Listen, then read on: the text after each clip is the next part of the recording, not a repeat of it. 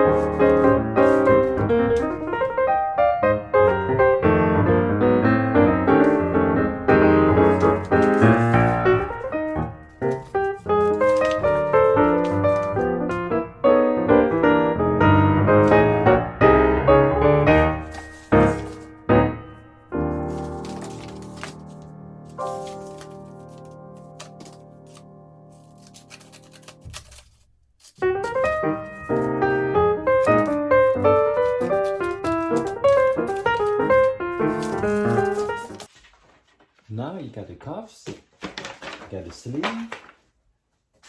you got the top collar, the bottom collar, and the front and the back. So you got everything you need. If you want to know more detail about the calculations, you can watch my previous video where I go step by step with the calculation and how to cut. Thank you, and see you in the next video.